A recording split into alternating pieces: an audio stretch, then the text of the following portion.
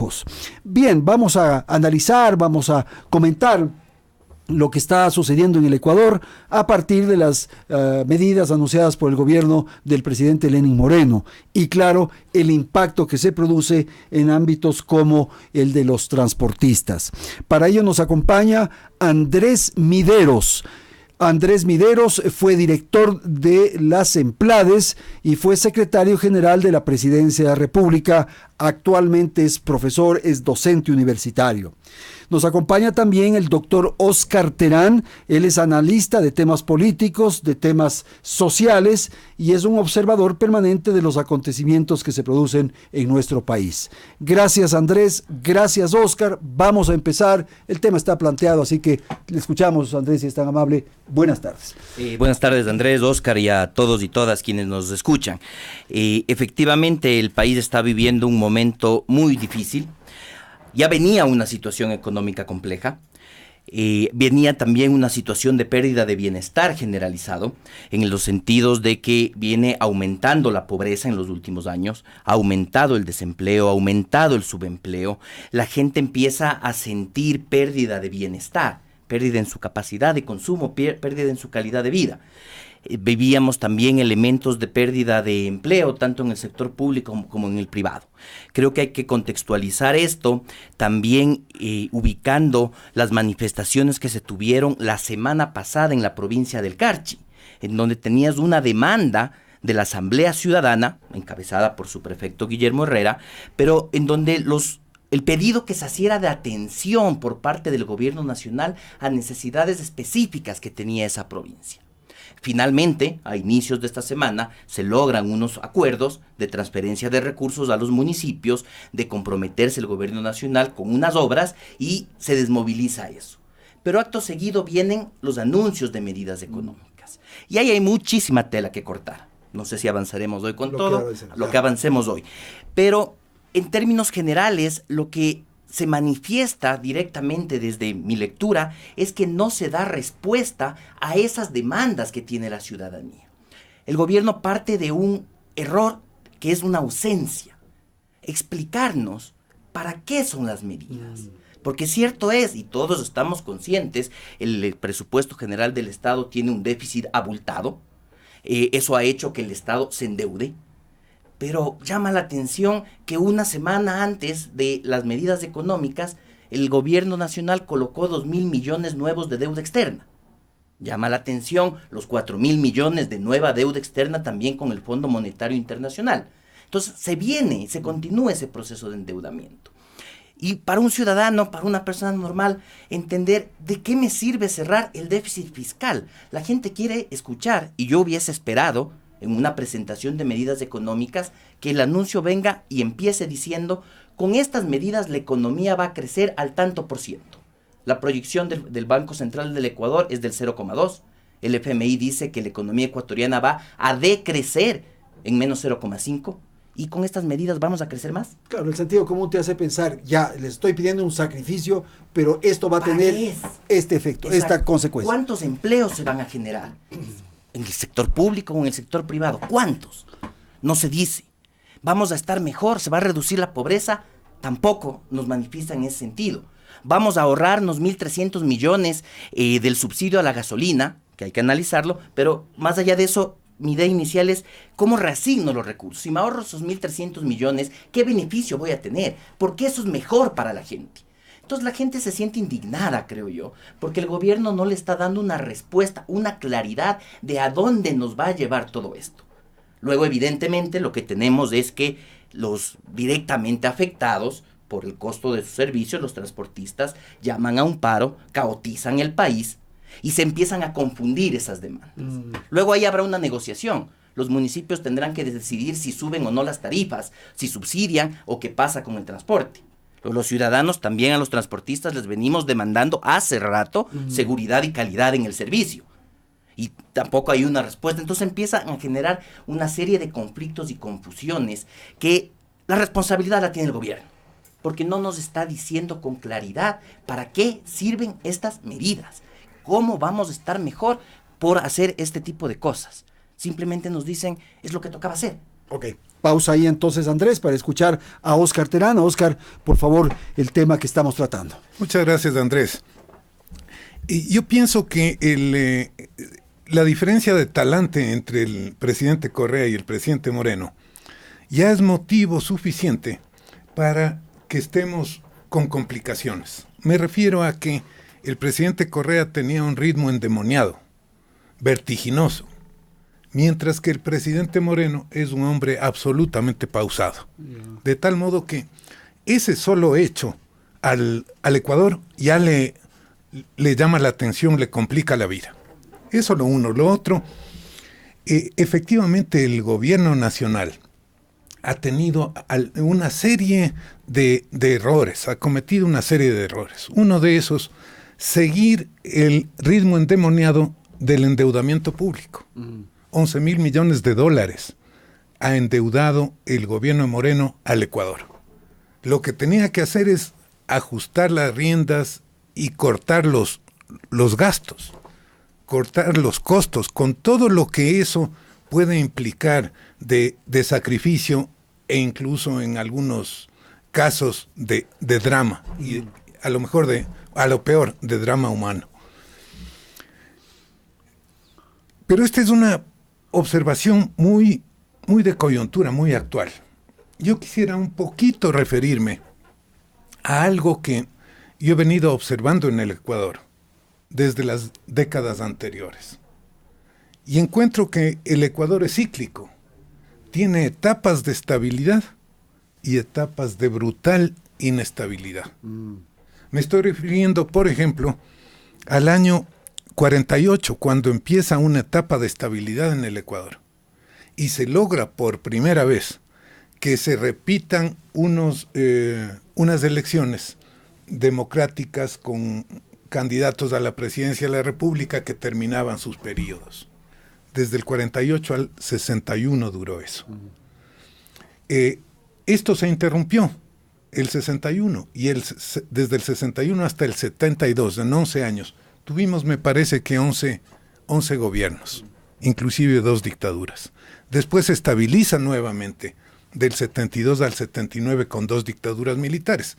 Dictaduras militares, pero estabilizadas. Después viene el periodo con Roldós. El retorno a la democracia. El retorno a la democracia. Y tenemos una estabilidad donde hay elecciones y se turnan gobiernos democráticos hasta Sixto Durán. El siguiente es Abdalá Bucaram y empieza el problema. Nuevamente una inestabilidad muy grave. ¿Cuándo se termina eso? Cuando llega Correa. Y Correa gana 3 elecciones seguidas y luego Moreno gana la última, y entonces hay 4 elecciones seguidas, no solo democráticamente realizadas, sino con el mismo partido. Repite el mismo partido, lo cual es un hecho inédito en la historia del Ecuador. ¿Y qué significa eso? ¿Qué lectura le das tú? ¿Que vamos a asistir a un periodo de turbulencia, de tensión, de inestabilidad? ¿Crees? Esa inestabilidad me parece que se viene. Se viene. ¿Como consecuencia de qué? ¿De que no se atienden las exigencias nacionales? Como consecuencia de algo que me parece evidente, pero que nadie lo expresa. Tenemos el gravísimo problema que el presupuesto del Estado, o sea, los ingresos del Estado y los egresos del Estado, crecen cada año, jamás disminuyen. Y esto es un contrasentido, esto es contra la razón. Es como que en el presupuesto de la casa de cada uno de nosotros, quisiéramos que cada año se incrementara ese presupuesto para poder gastar más. No es así. Hay épocas buenas y hay épocas malas. Hay épocas que uno está desocupado, hay épocas que tiene mucho trabajo. De tal modo que mantener permanentemente un ritmo de crecimiento es un absurdo, es irracional. ¿Por qué ocurre esto? Ocurre porque tenemos en la cabeza el chip de que el gobierno tiene que ocuparse de las necesidades. Y como las necesidades son ilimitadas, el crecimiento del gobierno es ilimitado. Pero como los recursos del gobierno, que no son del gobierno sino de la ciudadanía, son limitados, siempre se presenta una zozobra, siempre está faltando plata, siempre hay un choque. La política genera esto que, ¿cómo le podemos llamar? Es una sensación de no estar contentos permanente, bueno, una crisis permanente. La política tiene ese elemento que es la confrontación finalmente. Andrés, me parece que hay que plantear un tema que es fundamental a esta hora y es el gasto fiscal. Ese es el que estamos tratando este momento. Hay algunas otras decisiones en aquellas que van a ir a la Asamblea, pero este momento es resolver el tema fiscal. Y capaz que es el momento de resolver el tema fiscal. ¿No te parece? El tema fiscal, sin duda, hay que resolverlo. También tenemos que tener en cuenta, justamente en la analogía que hace Oscar, que si es que uno quiere seguir aumentando su presupuesto, es porque quiere efectivamente tener una mejor calidad de vida. En el Ecuador tenemos 4.600.000 personas en situación de pobreza.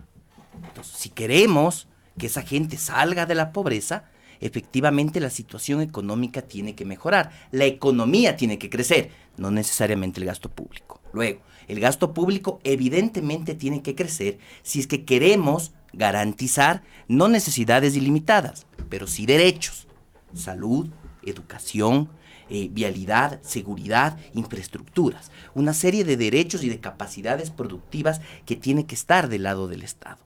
Creo que nadie está satisfecho con el sistema de salud público ecuatoriano en su funcionamiento actual. Ahí hay necesidad de mayores inversiones para garantizar una vida digna a las personas. Luego, el gasto, el tema fiscal, evidentemente hay que resolverlo. Hay que buscar mayores ingresos para sostener unos gastos y también hay que ser más eficientes. Así es. Yo estoy absolutamente de acuerdo en la eficiencia. Reducir subsidios que sean ineficientes hay que hacerlo, pero hay que hacerlo planificadamente. Yo creo que el subsidio a la gasolina es algo que se tiene que ir revisando y justamente encaminarnos hacia su eliminación, pero de forma planificada, sabiendo los posibles impactos que eso va a tener en la canasta básica, en el costo de la vida, para poder controlarlos adecuadamente, poder focalizar para no tener pérdidas de bienestar en el camino, hacer una transición. No puede ser de la noche a la mañana. Aquí el llamado de atención es que el anuncio del gobierno evidentemente ni siquiera estuvo procesado políticamente con el sector del transporte, mucho menos con la ciudadanía en su conjunto. Hay que transitar y procesarlo para no tener este tipo de caos. A mí me suena que es una decisión al apuro para cumplirle al Fondo Monetario Internacional en la carta de intención firmada, dada una imposibilidad actual de subir el IVA que tenía que ir a la Asamblea. Eliminar los subsidios es la decisión fácil, operativamente hablando, de firmar un decreto ejecutivo y darlo de baja.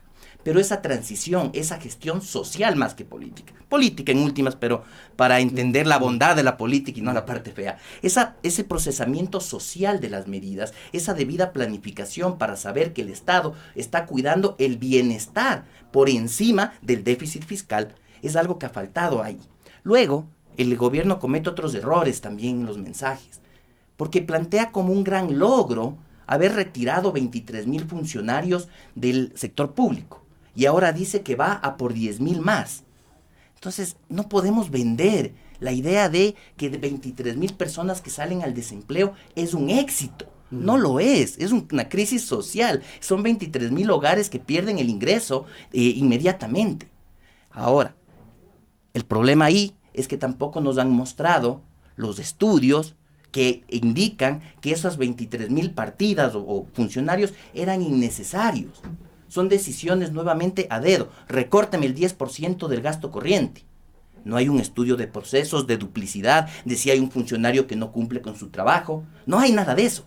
Son 23.000 y ahora vienen 10.000 más y se presenta como un logro. ¿Usted qué cree que piensan esas 33.000 personas que fueron despedidas sin que exista unos estudios que efectivamente justifiquen que estamos siendo más eficientes? No sé si ahora somos más eficientes que antes con 23.000 funcionarios menos. No lo sé. Ni siquiera ha reducido el gasto corriente en el presupuesto. Entonces no se están logrando. Se dan más que nada anuncios. Luego nos dicen también medidas que vamos a eliminar o a reducir el impuesto a la salida de divisas y quitar aranceles a teléfonos y tabletas.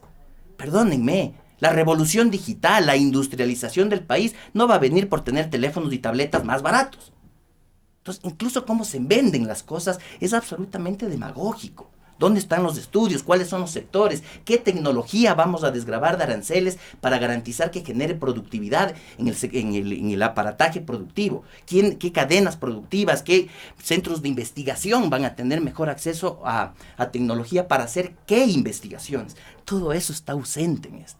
Entonces son una serie de medidas, parches demagógicas que se quieren vender como que no hay ninguna alternativa más. Ahora, en el tema fiscal hay dos alternativas, con esto cierro. No. La primera es, el país tiene que crecer, necesitamos todavía crecer. Somos un país de ingreso medio, somos un país con 25% de pobreza. Entonces la economía tiene que producir más bienes y servicios para generar más empleo. Y el crecimiento económico viene a través de inversiones. Una economía no crece si no hay inversiones.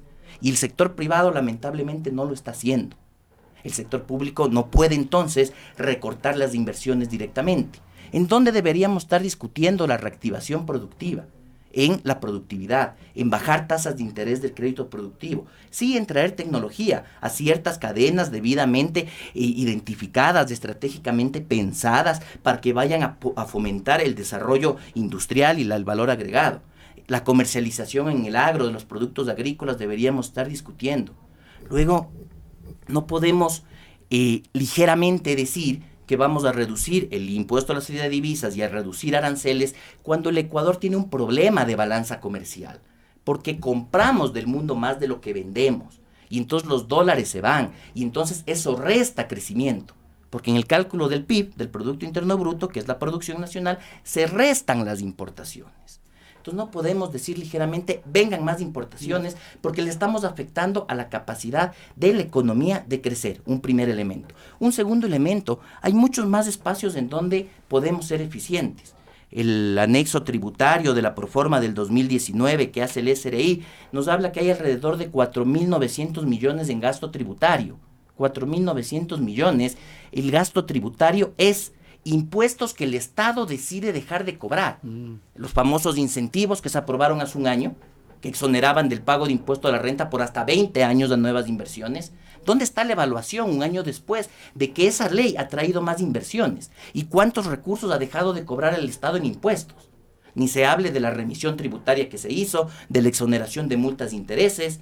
Y ahí tenemos una serie de deducciones, de exenciones, una serie de cosas que debidamente analizadas hay de dónde ir recortando en medidas que sean debidamente procesadas en lo técnico, en lo político y en lo social. Gracias. El gobierno no lo hace. Gracias, Andrés Mideros, por esta exposición. Voy con Óscar Terán nuevamente, poniendo un elemento que quiero conocer la opinión que ustedes tienen, y es el sector público, porque esa me parece que es la ofensiva de este momento del gobierno, tratar de resolver el tema fiscal, que es lo que hemos planteado con Andrés. Entonces, todos tenemos que entender que el Estado no el Estado, sino el gobierno, el sector público, es la instancia o el estamento más grande del país, es la empresa más grande del país. Si esa empresa, esa instancia, esa está fallosa, está quebrada, está con problemas, afecta al resto de la economía nacional. ¿Eso hay que arreglar, Óscar? ¿O cómo enfrentar eso? Por favor. Eso hay que arreglar y hay que enfrentar de forma urgente. El drama que tenemos es que el Estado ha llegado a tal momento de crisis, como por ejemplo, que los legisladores, sería mejor que no legislen, sería mejor que se dediquen a ver cuáles son las leyes que hay que derogar, porque el Ecuador vive en una selva de normas, de leyes, que lo que producen es un desierto ético. Tenemos normas que se contradicen unas con otras. Siempre con las distintas normas quedan espacios para la corrupción. De tal modo que ojalá una comisión al menos de legisladores se dedicara a identificar cuál es... Una moratoria, dices, de legislación hasta... Al menos. Ya. Es que el problema con cada ley es que cada ley es un gasto adicional. Es decir, crece un presupuesto. Cuando crece el presupuesto, entonces se arma una burocracia. Armada una burocracia, entonces vienen unas leyes, vienen unos reglamentos, vienen unas nuevas dificultades. En otras palabras, con las leyes no se está solucionando la vida de las gentes, sino con las leyes se está entorpeciendo la vida de las gentes. Y desde luego con leyes no se soluciona la vida de las gentes. La vida de las gentes tiene que solucionar la gente. No es el Estado para solucionar, para satisfacer las necesidades de la gente. Bueno, pero un Estado tiene que organizarse Sin y las duda. leyes tienen esa tarea, pues esa es. Un Estado tiene que evitar que se afecten los derechos de la gente. Eso es lo que tiene, esa es la tarea fundamental del Estado. Si es que eso no hace bien, entonces ¿por qué se sigue metiendo en otras cosas? Porque sigue haciendo mal todo y sigue encareciendo todo. Y el problema es que al encarecer todo, se distraen fondos que hubieran sido para la producción y van al gasto. Ahora, frente a este escenario, con este efecto que puede tener la eliminación de los subsidios, habría que pensar cuál es ahora el rol del sector privado, pues, Andrés. Ya hemos hablado del fiscal, en fin, del gobierno, del Estado, de lo público. ¿Cuál es el rol ahora del aparato productivo privado, por favor? Correcto, es fundamental. O sea, en eso tenemos que estar absolutamente claros. Este país, para poder desarrollarse, requiere que hayan inversiones privadas que sean sostenibles, que sean responsables, que vayan hacia generar mayor valor agregado. Tenemos el Ecuador, como bien Oscar hacía en un análisis más histórico, cacao, banano, petróleo, por ahí camarón, flores, atún.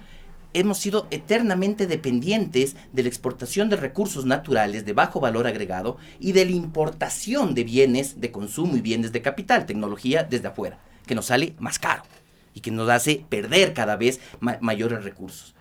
Transformar esa clase empresarial que tenemos de importadores comerciantes, transformarlos en industriales de exportación. Por Dios, ahí está el acuerdo nacional para la reactivación productiva. Tenemos que dejar de importar bienes de consumo y esos mismos grupos económicos, y ahí sí todo el apoyo que se requiera, para transformarse hacia verdaderas industrias de alta tecnología, de ahí sí la automatización, pensar biotecnología, pensar una serie de elementos en los que podemos ser una potencia para exportar. Somos un país súper pequeño, de 17 millones de habitantes, con 1 de cada 4 ecuatorianos en situación de pobreza. Tenemos que pensar otro tipo de producción. No podemos vivirle comprando al mundo y luego distribuyendo internamente. Ese es el verdadero acuerdo y el rol con el sector privado.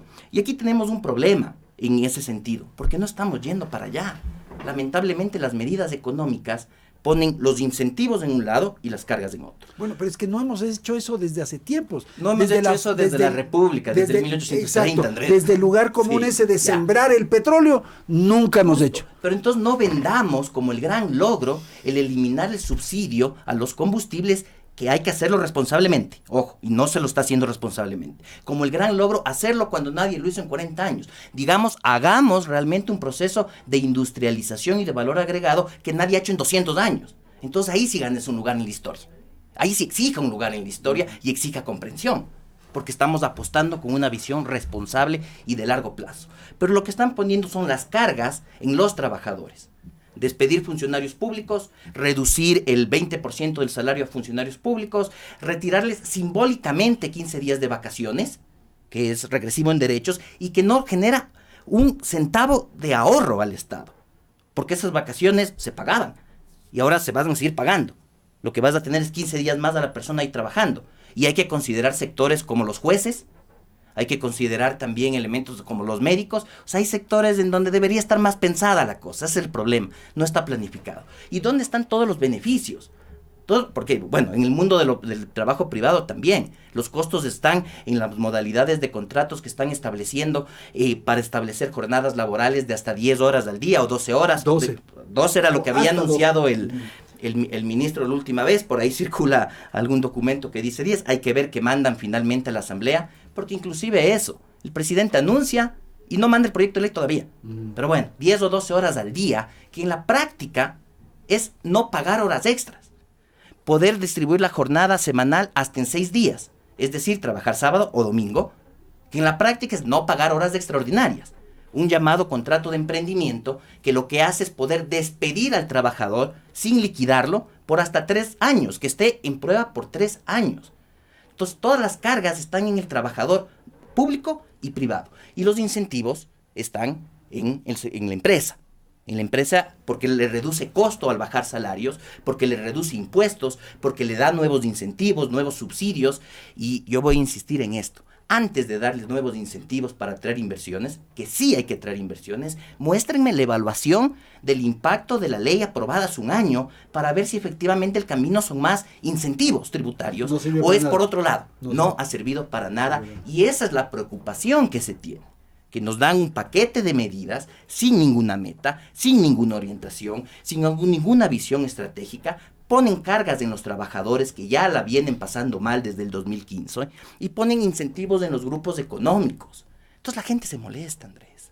La gente se molesta porque eso, el Estado, el gobierno nacional, no le está dando respuesta a las necesidades reales. Sí necesitamos reactivación productiva con el sector privado, bajar tasas de interés en el crédito productivo, hacer un acceso amplio a tecnología, llegar a un acuerdo nacional para dejar de ser consumistas de bienes importados y empezar a ser industriales y exportar. Ok, Oscar, el rol del sector privado, de la producción privada.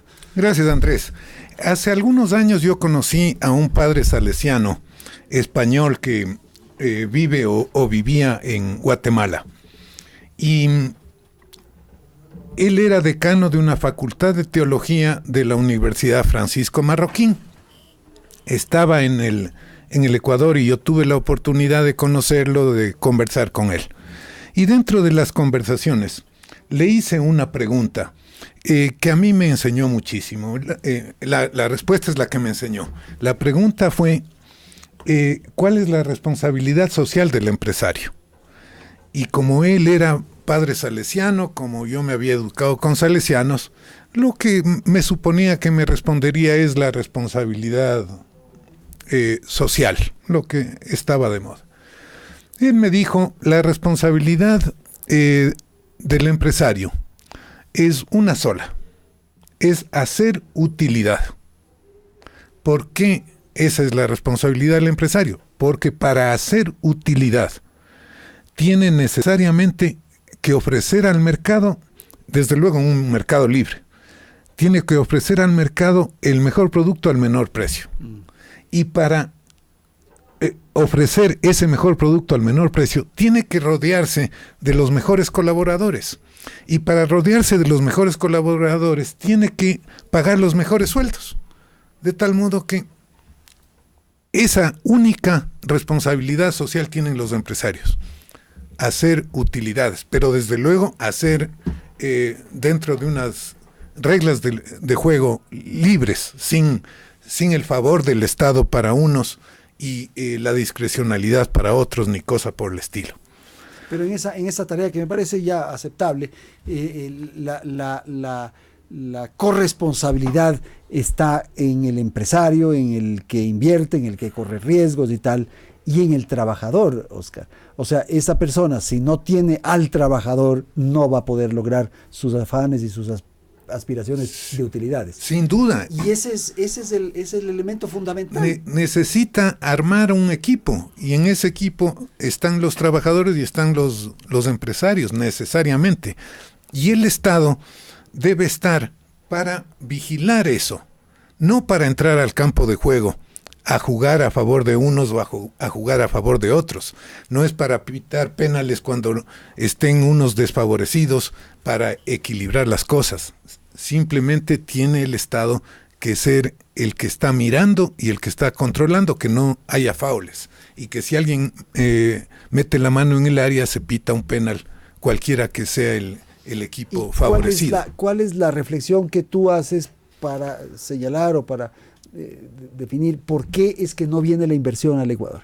¿Por qué estos empresarios que podrían tener estos conceptos, estas filosofías, no vienen al Ecuador? Desgraciadamente el empresario en el Ecuador, en lugar de ser empresario, se ha vuelto mercantilista.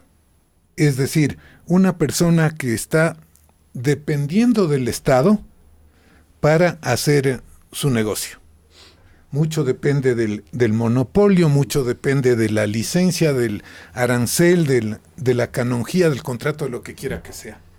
Y en base a eso hacen una vida empresarial. Pero esa no es la función del empresario. La función del empresario es es la libre competencia. Es como que para un equipo de fútbol se dictaran unas reglas especiales. Ese equipo de fútbol con las reglas especiales ya no estaría compitiendo libremente con los otros equipos de fútbol. De tal modo que ese campeonato a ninguno de nosotros nos gustaría ver, nos interesaría para nada. Ese es el problema de nuestros empresarios. Lamentablemente, tenemos un modelo de desarrollo cepalino desde hace 60 años, y ese modelo cepalino es con sustitución de importaciones, y para la sustitución de importaciones necesariamente hay intervención del Estado y hay juego de aranceles, y en los juegos de aranceles entran los mañosos a beneficiarse. Bueno, pero ese sí es una tarea del Estado, ¿no? Porque como maneja el tema tributario también, eso sirve para bajar o subir las potencias de los breakers, para hablar en términos electrónicos. Igual los aranceles cumplen una tarea similar. Andrés, por favor. Así es, efectivamente. El Ecuador la economía ecuatoriana tiene una gran debilidad en el sector externo, por las razones que ya hemos dicho, muchas de ellas históricas, otras de ellas justamente que hemos caído históricamente en temas de que el Estado intervenga a favor de determinados grupos económicos y los consolide inclusive como monopolios dentro del país. No es que tenemos verdadera competencia.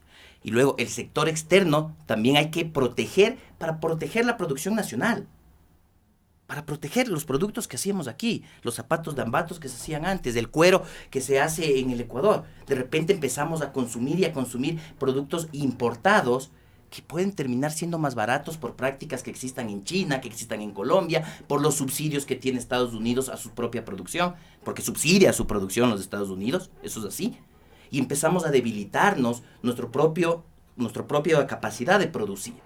Después lo que tenemos es que hay que entender esa corresponsabilidad entre empresario y trabajador, no solo para producir mejor, sino porque el trabajador finalmente va a ser el consumidor de los bienes que se producen. Entonces, si le bajo el ingreso al trabajador, le estoy bajando el ingreso a mi mercado, a mi cliente, al que me va a comprar. Entonces me va a comprar menos. Y muchas veces nos cerramos en lógicas de corto plazo de querer tener mayor ganancia, pero me estoy disparando al pie, claro, porque no estoy consolidando tampoco un mercado en ese sentido. Y en el Ecuador tenemos que regresar a ver en términos de distribución, porque somos un país inequitativo. Y en este momento tenemos un sector que es monopólico en el país, es el de la banca privada y del crédito. Y si queremos reactivar la economía, hay que bajar la tasa de interés. Y usted ahí puede hacer dos cosas. Los bancos el año pasado tuvieron 500 millones de dólares de utilidades. Si quiere cerrar el déficit fiscal, póngale un impuesto a las utilidades de los bancos. Si es que no quiere cobrarles un impuesto, pero quiere fomentar la producción, baje en la Junta Monetaria la tasa de interés. Se reducirá un poco la utilidad de los bancos, pero tienen 500 millones. Sí tenemos un espacio para reducir y poder tener costos financieros más baratos para el sector productivo. Ojo, no estoy diciendo para crédito de consumo, para la fiesta, ni nada, para invertir. O si no, aplique el mercado. Traiga banca internacional a que compita con la banca nacional y que el mercado sea el que se encargue de bajar las tasas de interés. Eso no ocurre. Porque el Estado les ha dado el monopolio a la banca. No, pero hay legislación que permite, entiendo, que pueden traer. No, hay trabas. Un banco hay trabas extranjero no puede abrir este momento. No hay. Entonces también, justo, y preguntarnos por qué no están. ¿Por qué no están aquí? ¿Por qué no están? Es la pregunta, ¿no? Y no han estado históricamente. Recordemos, eso viene desde la plutocracia. Bueno, pero sí habían, pues había el Citibank, habían algunos. Están, pero dando crédito en operaciones libres nunca han estado. Bueno, vamos a terminar, Oscar, su exposición final, si es tan amable. Yo coincido con Andrés en que uno de los mecanismos para solucionar los problemas sería el de la libre competencia. Concretamente en la banca me parece que eso es así.